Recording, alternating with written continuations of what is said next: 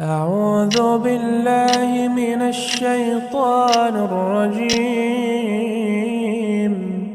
بسم الله الرحمن الرحيم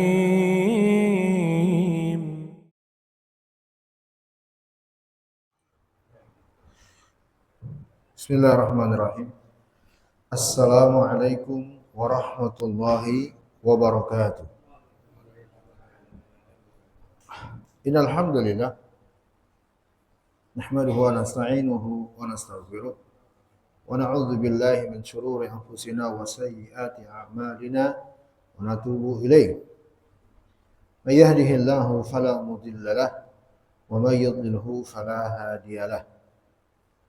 Asyhadu an la ilaha illallah wahdahu la syarika lah wa asyhadu anna Muhammadan abduhu wa rasuluh. Qala Allah Ta'ala fi kitabihil karim, ya ayyuhalladzina amanu taqullaha haqqa tuqatih wa la tamutunna illa wa antum muslimun. Ya ayyuhan nasu taqu rabbakumul ladzi khalaqakum min nafsin wahidah wa khalaqa minha zawjaha wa batha minhuma rijalan katsiran wa nisaa'a wattaqullaha alladzi tasaaluna bihi wal arham innallaha kana 'alaikum raqiba. Ya ayyuhalladzina amanu taqullaha wa qulu qawlan sadida yuslih lakum a'malakum wa yaghfir lakum dhunubakum wa may yuti'illaha wa rasulahu faqad faza fawzan 'azima. Amma ba'd. Ya ma'syaral muslimin, hadirin jamaah Masjid As-Salam yang semoga senantiasa mendapat rahmat dari Allah Subhanahu wa taala. Kita lanjutkan kembali pembelajaran kita kajian tafsir terhadap surat Al-Bayyinah pada ayat yang kelima. Dan marilah kita memanjatkan rasa syukur kita kepada Allah mengawali pertemuan ini. Hanya atas kemudahan darinya lah segala kebaikan itu terwujud. Dan salawat serta salam mari senantiasa kita panjatkan untuk junjungan kita tauladan umat hingga akhir zaman Nabi besar Muhammad sallallahu alaihi wa ala alihi wasallam. Allah Subhanahu wa taala berfirman, "Wa ma umiru illa liya'budullaha mukhlishina lahud-din hunafa wa yuqimus salata wa yu'tuz zakata wa dzalika dinul qayyimah." Allah berfirman yang artinya padahal mereka hanya diperintah menyembah Allah dengan ikhlas, mentaatinya semata-mata karena menjalankan agama, dan juga agar melaksanakan salat dan menunaikan zakat, dan yang demikian itulah agama yang lurus, agama yang benar. Al-Bayyinah ayat ke-5. Baik, hadirin yang saya hormati dan yang saya muliakan, karena sekali lagi dan berulang kita sampaikan di akhir ayat ini Allah menyebut inilah agama yang lurus. Inilah agama yang lurus. Mereka yang bertauhid, mereka yang ikhlas, mereka yang menjauhi kesyirikan, mereka yang menunaikan salat, mereka yang menunaikan zakat. Maka penting sekali untuk kita semua mendalami hal-hal yang Allah jadikan sebagai barometer agama kita lurus tidaknya, benar atau tidaknya. Ya. Dan kita telah sampai pada permasalahan tentang zakat untuk kita dalami. Sekali lagi agar kita mewujudkan yang Allah inginkan dalam ayat, beragama dengan agama yang lurus. Beragama dengan agama yang lurus. Ini diantara keperluan atau tujuan adanya pelajaran tambahan tentang zakat ini. Ya. Hadirin yang saya muliakan Bapak Ibu rahimakumullah, pembahasan zakat telah kita awali di pertemuan sebelumnya, sejumlah pembahasan tentangnya dari definisi dan hukum serta ancaman bagi yang meninggalkannya. Ya, dan ini bagian dari upaya kita untuk mendalami masalah zakat, memahami dengan baik masalah zakat. Karena dengan cara inilah hadirin, setelah taufik dari Allah tentunya itu yang paling mendasar, hanya dengan cara belajar, memiliki ilmu dan bekal, kita bisa mengamalkan zakat dengan benar. Sebagian saudara-saudara kita di luar sana dari umat Islam, masalah zakat ada di antara mereka yang memang gak mau peduli. Ada di antara mereka yang menunaikan zakat tapi tidak sesuai dengan aturan. Dua keadaan ini sama-sama penyebabnya adalah karena tidak tahu ilmunya. Tidak tahu ilmu tentang zakat. Ya. Saya menjumpai beberapa orang yang sama dengan masalah warisan. Ya, sama dengan masalah warisan. Untuk zakat itu mereka tunaikan sesuai selera mereka. Lalu mereka namakan itu sebagai menunaikan atau bayar zakat. Sudah menganggap dirinya bayar zakat. Tapi tidak sesuai dengan aturan syariat. Karena memang hadirin yang saya hormati dan yang saya muliakan, kalau kita renungi, bapak-bapak silakan renungi. Kita itu terus terang berada di tempat yang konsep pendidikan yang dijalani oleh masyarakat adalah konsep pendidikan yang minim masalah agama. Tapi lebih mengarah kepada masalah keduniawian. Kalaupun ada pembelajaran agama, kurikulum masalah agama, kadang hanya sekedarnya saja. Tidak begitu mendalami. Silakan bapak-bapak renungi masalah atau materi zakat. Waktu kita SD, waktu kita SMP, waktu kita SMA, ada memang, saya pribadi ingat ada menyinggung masalah zakat. Tapi sangat minim. Sangat minim. Yang paling saya ingat adalah penjelasan bahwa zakat itu termasuk salah satu rukun Islam. Itu dibahas di buku agama. Tapi pembahasan rincian detailnya, hukum bagi yang meninggalkan, ancaman bagi yang meninggalkan, kadar-kadarnya, siapa yang berhak, itu nggak ada. Kalaupun ada sangat sedikit.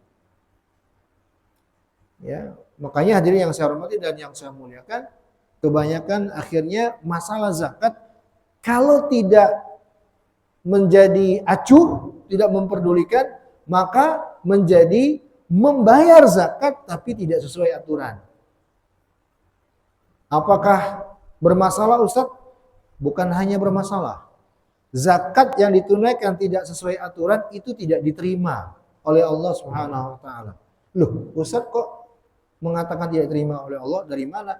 Nabi SAW menyebutkan, "Man amila laisa alaihi amruna fahuwa rad." Dalam hadis yang riwayat Imam Bukhari, Imam Muslim, barang siapa yang mengerjakan sebuah amalan tidak sesuai dengan yang kami perintahkan, maka amalannya tertolak. Tidak diterima. Ya. Salah satunya masalah zakat dan termasuk masalah warisan. Ya, masyarakat kita mengatakan sudah bagi warisan, tapi dalam aplikasinya, penerapannya tidak sesuai dengan aturan. Maka hadirin yang saya hormati dan yang saya muliakan, sangat urgen sekali untuk kita mempelajari agama ini secara keseluruhan. Apalagi pada hal-hal yang kita harus amalkan. Itu fardu ain. Masalah zakat termasuk fardu ain. Kenapa? Karena kita semua adalah orang yang Allah titipkan harta benda, sedikit atau banyaknya. Tidak ada seorang pun di antara kita kecuali ada titipan harta benda dari Allah Jalla wa'ala. Yang Allah telah mudahkan kita punya harta. Pasti. Sedikit atau banyaknya. Maka kita harus tahu apa kewajiban syariat terkait dengan harta. Nah, inilah di antara pembahasannya, zakat. Sehingga mempelajari masalah zakat juga bisa dikatakan fardu ain. Fardu ain. Tapi sekarang lihat coba. Enggak usah jauh-jauh. Kita aja nih, bapak-bapak aja. Membahas masalah zakat yang agak detail itu mungkin baru di majelis ini. Barangkali. Selama ini mungkin hanya sekedar sepintas lalu, hanya secara global saja. Bahkan banyak masalah zakat yang kita belum tahu. Baik, Bapak Ibu yang saya hormati dan yang saya muliakan, maka ini juga termasuk perkara yang membuat kita atau menjadi alasan untuk kita bersyukur kepada Allah. Ya, mudah-mudahan ini kemudahan dari Allah ya untuk kita bisa mengamalkan agama ini dengan baik dan benar, khususnya terkait dengan masalah zakat. Baik. Pembahasan selanjutnya terkait dengan zakat ini, hadirin yang saya muliakan dan saya hormati, adalah pembahasan tentang hikmah, tujuan, dan serta ancaman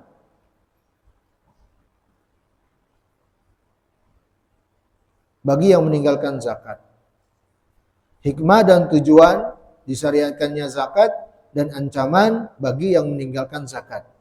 Nah, ini juga pembahasan yang harus kita ketahui karena ini diantara cara untuk bisa ikhlas. Jadi kita beramal itu dengan menghadirkan apa sih keutamaan amalan ini, apa sih keutamaan yang Allah dan Rasulnya sebutkan untuk amalan ini, lalu itu yang kita hadirkan di niat kita dalam beramal, itu ikhlas. Jadi dengan kata lain, orang yang nggak punya ilmu agama, nggak pernah belajar, itu nggak akan pernah bisa ikhlas dengan benar. Mudah rapuh amalannya, sangat rapuh amalannya. Baik, di antara faidah dan hikmah zakat, ya, sebagaimana yang disebutkan berdasarkan ayat Al-Quran, hadis dan penjelasan para ulama. Yang pertama, zakat itu adalah cara untuk kita menyucikan dan membersihkan harta yang ada pada diri kita dari kotoran-kotorannya. Kotoran dari apa nih Ustadz? Apakah kotoran terkait dengan cara menerimanya, kotoran dalam cara mengumpulkannya, kotoran dari hal-hal yang merusak keberkahannya? Bersihkan dengan cara zakat. Allah Subhanahu wa taala menyebut di surah At-Taubah ayat ke-103. Khudh min amwalihim shadaqatan tutahhiruhum wa tuzakkihim biha. Ambillah dari harta benda yang mereka miliki sedekah atau zakat, tutahhiruhum, agar menyucikan mereka, wa tuzakkihim, dan menyucikan mereka dengan zakat itu. Ini diantara hikmah zakat. Dari satu poin ini aja Bapak Ibu yang saya muliakan, kita sudah termotivasi bahwa zakat itu adalah kebutuhan kita. Kita yang butuh untuk berzakat, bukan orang miskin yang mau menerima zakat. Kita yang butuh berzakat. Kenapa? Kenapa kira-kira? Untuk membersihkan diri kita, membersihkan harta benda kita dari hal-hal yang merusak keberkahannya. Nah, itu kan sesuatu yang kita butuhkan. Sehingga dengan kata lain, ya kontradiksi darinya, yang nggak bayar zakat, maka harta yang ada pada dirinya itu kotor. Kotor secara hissi dan kotor secara maknawi. Harta yang kotor, hadirin, bisa menyebabkan tidak ada berkah. Harta yang kotor, hadirin, bisa menyebabkan kebinasaan bagi pemiliknya. Harta yang kotor, hadirin, bisa menyebabkan penghuninya masuk ke dalam neraka gara-gara hartanya. Nah, nanti akan ada dalilnya secara khusus terkait dengan hal ini. Ini diantara efek ketika harta itu nggak dibersihkan. Maka untuk kita sadari semua Bapak Ibu yang saya hormati, saya muliakan, zakat itu kita yang membutuhkannya. Kita butuh untuk berzakat. Ya. Baik, ini yang pertama. Yang kedua, zakat itu adalah cara untuk mendapatkan ganjaran yang berlipat dari Allah secara duniawi dan ukhrawi. Itu zakat. agar Allah membalas bahkan dengan lipat ganda balasannya untuk kita secara duniawi dan ukhrawi dengan berzakat. Allah Subhanahu wa taala menyebut di surat Saba ayat ke-39. Wa ma anfaqtum min syai'in fahuwa yukhlifu wa huwa khairur raziqin. Apa yang kalian nafkahkan, infakkan pada jalan-jalan yang Allah perintahkan, salah satunya dan paling utamanya adalah zakat. Itu adalah harta yang kalian keluarkan, maka Allah akan menggantinya dan dialah pemberi rezeki yang terbaik. Allah pasti akan ganti. Ya. Dan sadaqallahul azim, maha benar Allah dengan segala firman-Nya. Tidak ada seorang pun di antara kita yang meragukan apa yang Allah Subhanahu wa taala janjikan. Nah, inilah di antara ayat ya secara dalil yang menguatkan penjelasan kita kemarin tentang definisi zakat secara bahasa. Nah, ini ayat yang menguatkan definisi itu. Masih ingat definisi zakat secara bahasa? Kenapa dikatakan zakat? Apa arti zakat? Sesuatu yang bertambah dan berkembang. Sekarang bertanya, kenapa amalan ini dikatakan sebagai zakat? Sesuatu yang bertambah dan berkembang. Kenapa? Apa alasannya? Apa hikmahnya? Kenapa amal ini dikatakan sebagai zakat? Sebagai motivasi, penyemangat. Supaya kita ketika berzakat, yakin aja. Yakinlah, pasti Allah ganti. Pasti berkembang. Pasti bertambah. Pasti. Jangan pernah ragu. Ini ayat yang sangat tegas. Untuk menerangkan hal itu. Nggak usah mikir-mikir. Sebagaimana kita kalau ingin belanja. Sebagaimana kita kalau ingin memberikan uang kepada istri dan anak kita. Yang kadang kita mikir-mikir. Betul. Kira-kira ini uang mau diapain sih ya? Ini mau dibeliin apa sih uang? Ini yang mau dibeli manfaat nggak sih? Betul, kita mikir-mikir. Bagus, nggak masalah. Tapi kalau untuk zakat, nggak usah mikir-mikir. Kalau sudah sampai ke kewajibannya, ya, telah nisabnya, telah haulnya, nggak usah mikir-mikir, langsung bayar. Nggak usah mikir-mikir. Tapi enggak kan? Kebanyakan kita sama seperti dia mau belanja, banyak mikir. Bahkan yang lebih parahnya adalah bakhil. Nggak mau bayar zakat karena bakhil. Ini lebih parah lagi, hadirin yang saya hormati dan yang saya muliakan. Na'udzubillahi min dzalik. Iya. Ini di antara ayat yang menjelaskan manfaat zakat tersebut. Kemudian manfaat yang lain atau faedah yang lain diterangkan oleh para ulama bahwa dengan zakat itu akan menumbuhkan rasa kasih sayang, penghormatan dan pemuliaan antara sesama umat.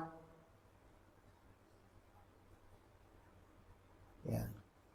Sehingga bisa meminimalisir kesenjangan sosial.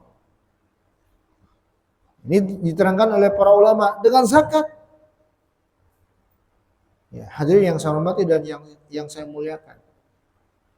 Kalau kita ingin mencari tahu kenapa sih seringnya terjadi kesenjangan sosial, kecemburuan sosial, orang miskin yang selalu mengincar orang-orang kaya, karena di antara sebabnya bahwa orang kaya itu nggak pernah punya peduli kepada orang miskin. Kalaupun seandainya ada kepedulian, maka kepedulian itu hanya di saat atau momen-momen tertentu. Beda dengan zakat. Kalau zakat itu orang-orang miskin, fuqara, itu sudah tahu seakan-akan akan ada pemberian rutin dari orang-orang kaya yang mereka nantikan sudah. Mereka sudah nggak ragu lagi akan ada pemasukan dari orang kaya. Orang kaya yang sadar zakat juga dengan mudah dan lapangnya memberikan itu kepada fakir miskin. Sehingga terjalinlah hubungan yang baik. Saling memuliakan di antara mereka. Meminimalisir kesenjangan sosial. Zakat. Ya. Maka kalau ada program ingin meningkatkan taraf hidup orang miskin di Republik kita, sebenarnya paling bagus programnya lah yakinkan dan pastikan zakat terlaksana. Pantau dan awasi pelaksanaan zakat di tengah umat Islam. Saya yakin insya Allah perkembangan ekonomi umat pasti berkembang. Insya Allah ta'ala. Zakat. Ya kita berbicara logika aja ya. Kalau kita semua sadar zakat, ini kalimat yang paling bagus sebenarnya zakat. Muslim taat, sadar zakat. Bukan muslim bijak, sadar enggak. Kalau saya enggak begitu. Kalau saya katakan muslim taat, sadar zakat. Ya, coba bayangan ya, kalau kita semua sadar zakat, maka zakat itu sirkulasinya, keluar masuknya pasti tiap hari. Betul ya? Betul tidak? Betul kan nih jamaah? Kenapa tiap hari? Iya terorganisir dan orang kan beda-beda nih. Haulnya orang kan beda-beda. Ya. Pasti setiap hari itu ada sirkulasi masuk dan keluar zakat. Ketika sadar zakat. Tapi kenapa zakat mandek? Karena banyak nggak sadar zakat. Betul Pak Yuda? Sebagai petugas zakat, ada yang petugas zakat yang udah resmi, tapi kok mandek? Karena banyak masyarakat kita belum sadar zakat. Itu diantara problem utamanya. Maka hadirin yang saya hormati dan yang saya muliakan, itu aja sebenarnya. Nggak usah cari pinjaman-pinjaman untuk memberikan surplus kepada orang miskin. Nggak usah, bukan dengan cara itu. Sadarkan aja orang-orang kaya, orang-orang yang punya sudah kemampuan untuk bayar zakat, untuk bayar zakat. Pantau, awasi, beri hukuman kalau nggak bayar zakat. Masya Allah. Makmur. Insya Allah ta'ala. Tapi kan tidak, susah. Ya, cuma harapan aja jadinya. Baik.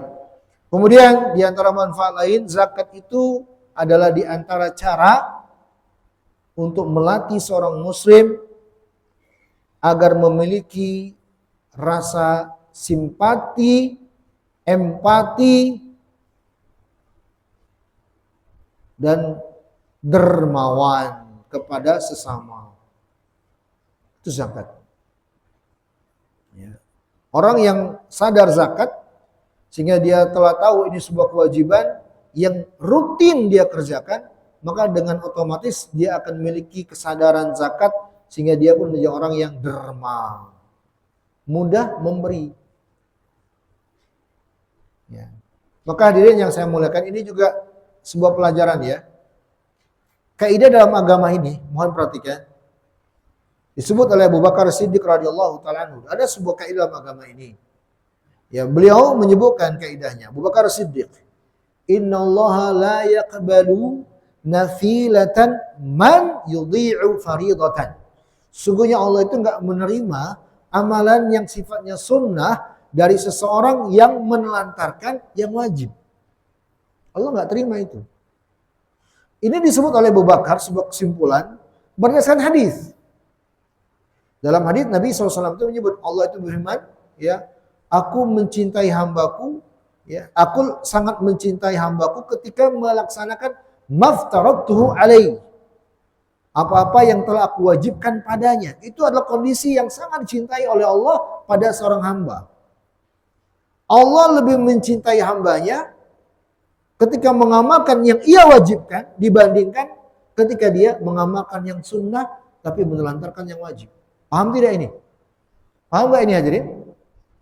Saya kasih contoh. Ya, ini contoh nyata yang terjadi di tengah kita. Ya.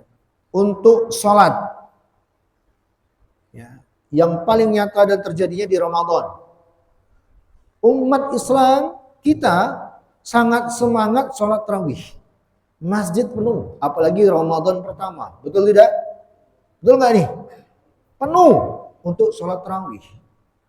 Tapi untuk sholat isyaknya, subuhnya, apalagi zuhur dan asar, sepenuh itukah masjid? Saya tanya, sepenuh itukah masjid? Saya tanya ini, tidak sepenuh itukah? Tidak. Ini bukti bahwa masyarakat kita sebagian besarnya lebih memperhatikan yang apa? Yang sunnah daripada yang wajib. Antara sholat tarawih dengan sholat yang 5 waktu, mana yang lebih penting? Mana yang lebih penting? Sholat fardu kan? Sholat fardu kan? Nah ini contoh nyata yang tidak sesuai dengan kaidah tadi. Dan ancamannya Allah tidak terima. Nggak terima. Nah semua amalan dalam agama ini yang antara hukumnya wajib dengan sunnah. Ketika ada yang lebih memperhatikan yang sunnah, melontarkan yang wajib, itu nggak diterima oleh Allah Subhanahu Wa Taala. Kata Abu Bakar As-Siddiq radhiyallahu taala berdasarkan hadis qudsi. Dalam masalah harta, banyak kaum muslimin sangat semangat sedekah. Betul nggak? Betul nggak ini? Sedekah yang bersifat umum. Sedekah di Jumat, sedekah ngasih orang pinggir jalan, apalagi untuk diposting gitu ya, untuk diviralkan gitu ya. Semangat sekali. Tapi untuk zakat tidak memperhatikan, malah cenderung acuh, tidak mau tahu. Antara bersedekah dengan zakat, mana yang lebih ditekankan? Mana yang lebih ditekankan? Zakat. Kembali kaidah tadi. Kalau orang ini semangatnya pada sedekah yang bersifat sunnah, lalu tidak memperhatikan zakat yang notabene hukumnya wajib, maka sedekahnya nggak ada gunanya. Sedekahnya nggak ada gunanya. Belum ada arti di sisi Allah Subhanahu Wa Taala. Hadirin yang saya hormati dan yang saya muliakan, kenapa? Karena zakat itu lebih ditekankan, lebih diwajibkan. Ya. Kaum muslimin rahmani wa rahimakumullah. Kemudian terkait dengan ancaman dan akibat, ya, dengan tidak menunaikan zakat. Di antaranya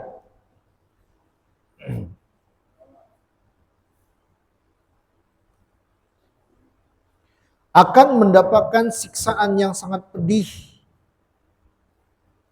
pada hari kiamat dengan azab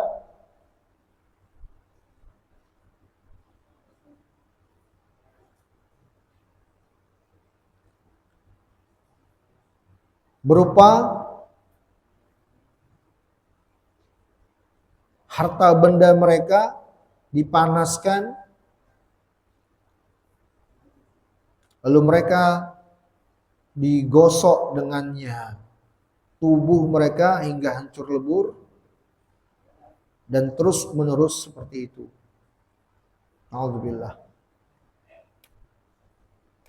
Makanya Syekh Ibnu Baz rahimahullah itu mengatakan bahwa tidaklah ada satu harta yang dimiliki seorang hamba yang dia tidak tunaikan zakat darinya, kecuali harta itu akan menjadi azab bagi dia sendiri di hari kiamat nanti. Na'udzubillah. Na'udzubillah hadirin. Kita yang selagi di dunia pontang-panting nih kita. Habis keringat, habis waktu pikiran untuk mendapatkan harta itu. Lalu kita sayang banget. Namun ternyata di hari kiamat justru menjadi siksaan bagi kita. Itu kan sebuah pemandangan yang sungguh sangat mengerikan. Hal ini disebut oleh Allah di surat Taubah ayat 34 sampai 35. Walladzina yaknizuna adh-dhahaba wal fiddah wa la yunfiqunaha fi sabilillahi fabashshirhum bi'adzabin alim. Yauma yuhma 'alaiha fi nari jahannam fatuqwa biha jibahuhum wa junubuhum wa dhuhuruhum hadza ma kanaztum li anfusikum fadhuqu ma kuntum taknizun.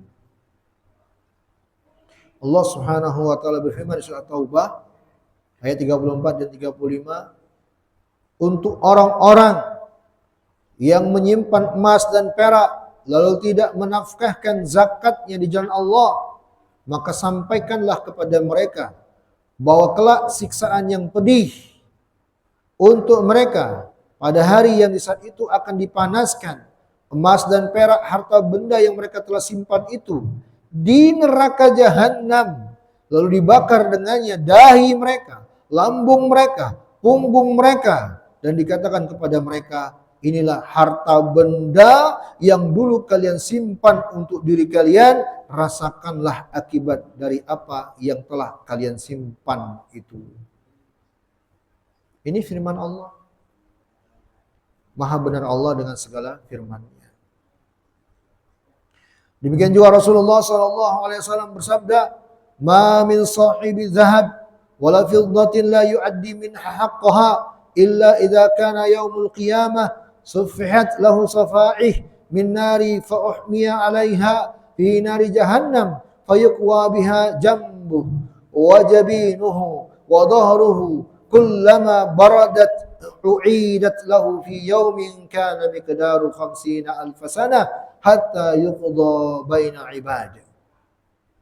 Nabi SAW bersabda, tidak ada seorang pun yang memiliki emas dan perak lalu dia tidak mengeluarkan zakat darinya, kecuali kelak di hari kiamat akan dibuat harta bendanya itu menjadi piringan-piringan dari api dan dicelupkan ke dalam api neraka, dan tubuh, dahi dan punggung mereka akan dibakar dengannya. Setiap kali piringan itu dingin, maka dipanaskan kembali dan dia dibakar kembali dengannya, dan ini akan terus berlangsung pada hari kiamat selama 50.000 tahun sampai Allah mengadili hamba-hambanya. Dalam riwayat yang lain, Rasulullah SAW juga bersabda, "Man atallahu malan falam yuaddi zakatahu, muthila lahu maluhu yawmal qiyamah, syuja'an aqra' lahu zabibatani yutawwaquhu yawmal qiyamah, thumma ya'khudhu bilihzamatayhi, yani bishiddaqayhi, thumma yaqulu ana maluk, ana kanzuk, thumma tala.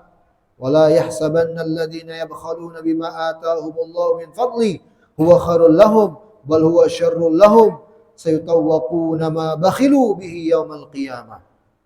Rasulullah SAW bersabda, barang siapa yang Allah telah titipkan harta padanya tapi dia tidak mengeluarkan zakat dari harta itu, maka harta tersebut kelak akan Allah jadikan seperti ular dengan kepala yang memiliki cahaya dan dengan dua tanda yang gelap di atas matanya yang akan melilitnya pada hari kiamat dengan menggigit dan mencabik-cabik kepalanya sambil berkata, "Akulah hartamu, akulah simpananmu." Lalu Rasulullah membaca ayat yang artinya, sekali-kali janganlah orang-orang yang bakhil dengan harta yang Allah telah titipkan pada mereka dan karunia darinya, jangan sampai menyangka bahwa kebakhilan itu baik bagi mereka, justru kebakhilan itu akan menjadi azab bagi mereka. Harta yang mereka bakhilkan itu akan dikalungkan, dililitkan kelak di leher mereka pada hari kiamat. Maka ini hadirin yang saya hormati dan yang saya muliakan, akibat dengan tidak bayar zakat. Ini yang kita hendaknya senantiasa perhatikan. Ancaman-ancaman dari syariat.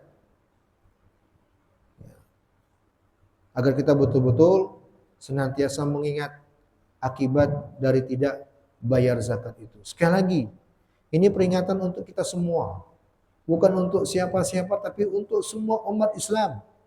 Karena ayat dan hadis ini ditujukan untuk seluruh umat Islam terkait dengan harta-harta yang ada pada diri mereka agar ditunaikan zakat-zakatnya. Hadirin yang saya hormati dan yang saya muliakan. Di dalam riwayat yang lain, ya, dan ini juga disebutkan oleh Syekh Ibnu Utsaimin rahimahullah dalam Syarhul Mumti.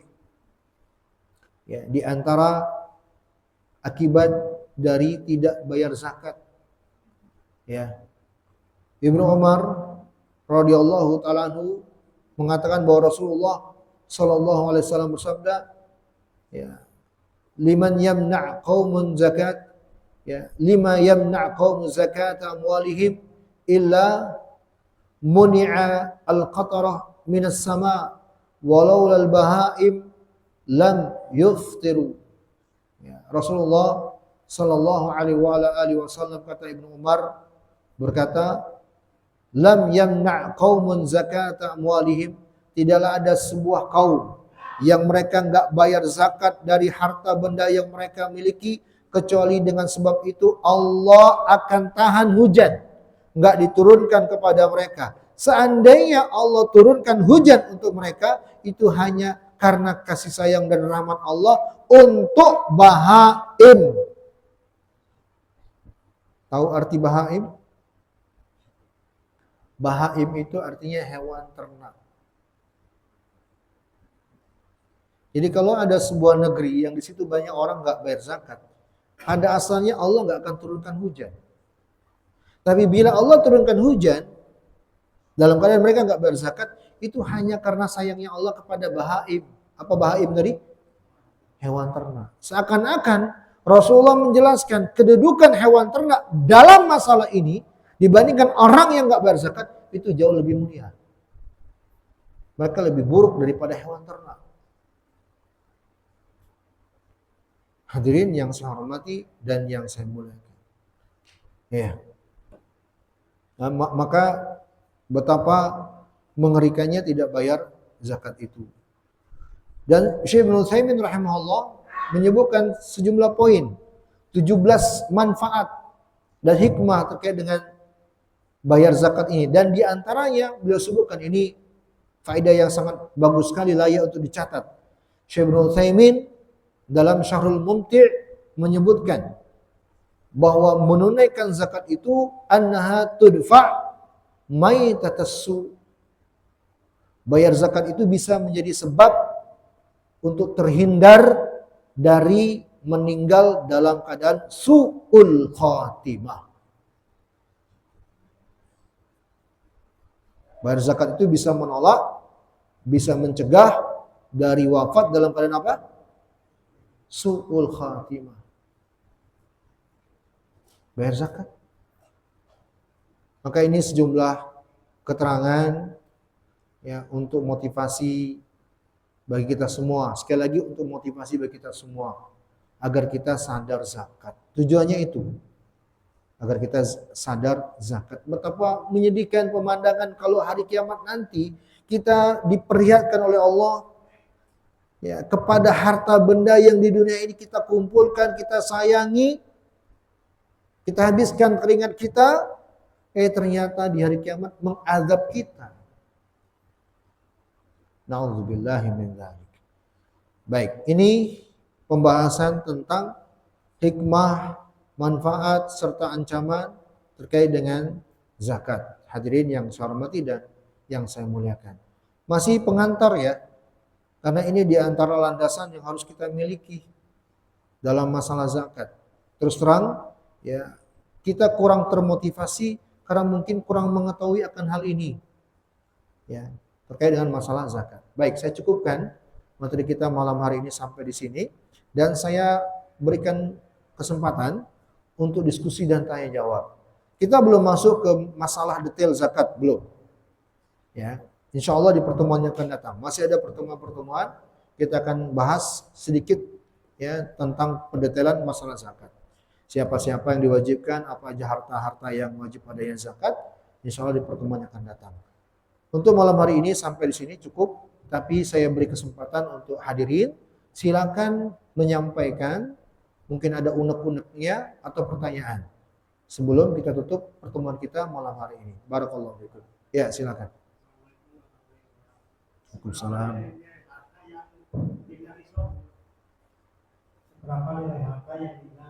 Ya, bagus. Masya Allah, barakallahu fi. Pertanyaan yang sangat bagus sekali. Mudah-mudahan pertanyaan ini lahir sudah muncul karena sudah mendengar tadi ya. mendengar ancaman-ancaman tadi, sehingga semakin terdorong untuk mengetahui zakat.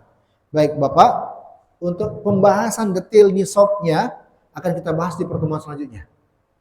Nantikan episode selanjutnya. Tetap ikuti channel kami. Jangan lupa subrek. Karena itu akan kita khususkan, ya. Ada perbedaan Bapak, tergantung hartanya. Kalau uang berapa, kalau emas berapa, perak berapa, hewan ternak berapa, itu ada perbedaan. Insya Allah kita bahas di pertemuan yang akan datang. Ya, punten ya Pak ya, Insya Allah. Baik, ada lagi yang lain? Ya, silakan Pak Yuda. Wassalamualaikum warahmatullahi wabarakatuh. Mengenai percaya zakat ini kan memang kalau dilihat dari hadis-hadis dan firman Allah itu bahwa sholat dengan zakat ini selalu berdampingan. Iya. Berarti konsekuensinya sangat berat ya saja. Iya. Nah, kita sendiri sebagai pegawai zakat ini, bagaimana kita memberikan arahan kepada lingkungan kita untuk menyadarkan pentingnya zakat sama dengan pentingnya sholat. Baik, barakallahu fikum. Pertanyaan yang juga sangat bagus dan ini mudah-mudahan lahir dari beliau yang punya tanggung jawab terkait masalah ini. Sebenarnya Pak Yuda dan DKM Masjid As-Salam, ya alhamdulillah saya bersyukur kepada Allah atas taufik dari Allah dan kemudahan dari Allah mengadakan majelis-majelis seperti ini dalam rangka menunaikan kewajiban itu. Majelis-majelis ini. Kan saya juga yakin insya Allah majelis ini kan diinformasikan ya. Betul nggak? Ya di masyarakat sekitar. Ada kan grupnya kan? Kalau seandainya ada di antara warga masyarakat kita yang udah diberitahu, tapi malah nggak peduli, udah nggak usah terlalu mikirkan itu. Itu sudah tanggung jawab mereka kelak di hadapan Allah sudah. Teman-teman di sini sudah menjalankan kewajiban, sudah berusaha untuk mengingatkan tentang zakat ini. Bahkan dengan cara yang terbaiknya, insya Allah. Dengan majelis taklim, di forum. Itu kan cara yang luar biasa sudah. Karena betul-betul berdasarkan ilmu. Masih aja di antara warga kita nggak peduli. Masih aja ada warga kita yang nggak mau mendengarkan. Masih ada yang menganggap malah. Ya, menganggap itu yang hal-hal yang sifatnya negatif. Wah itu sudah hidayah di tangan Allah sudah. Ya, hidayah di tangan Allah Subhanahu wa taala. Ya, sadarilah bahwa kita itu hanya menjadi perantara untuk sampainya hidayah. Menerima tidak menerima hidayah itu hanya urusan Allah Subhanahu wa taala. Jadi sebenarnya Pak Yuda dan teman-teman di sini sudah berupaya sangat bagus sekali, sudah sangat baik sekali dan layak diapresiasi dengan mengadakan majelis taklim seperti ini nih. Ini sudah nasihat untuk umat ini sudah sebenarnya. Untuk mereka perhatikan masalah zakat terkait harta benda kalian nih kaum muslimin. Bukan untuk siapa-siapa. Untuk masing-masing umat ini. Supaya selamat kelak di hadapan Allah. Harusnya perhatikan. Harusnya sambut. Ini Bapak yang barusan bertanya sebelum Pak Yuda. Mudah-mudahan sudah mulai memperhatikan masalah zakat. Karena telah diberikan penjelasan. Nah berarti sangat bermanfaat. Lahir kesadaran. Ya. Kemudian kalau seandainya mau berusaha terus, apa yang kita sampaikan di majelis ini, Pak Yuda, kalau ada forum-forum di sana, ambil intisarinya, poin-poin ringkasnya, lalu sampaikan di grup itu. Kayak tadi, ancaman-ancaman bagi yang tidak berzakat. Sampaikan itu. Ya, karena saya yakin 100%, nggak ragu sedikit pun. Pasti insya Allah, ada aja umat Islam yang nggak peduli zakat. Betul tidak? Betul nggak ini? Pasti nggak peduli zakat. Padahal hartanya sudah sampai kadar wajib zakat.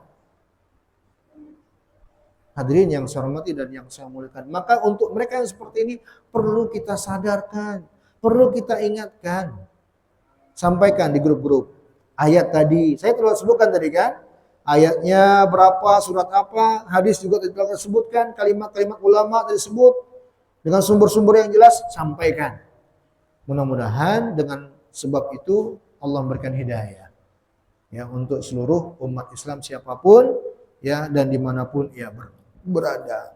Jadi para petugas zakat secara khusus, Pak Yuda dan teman-teman, teruslah berusaha mengingatkan umat tentang kewajiban zakat dengan berbagai cara.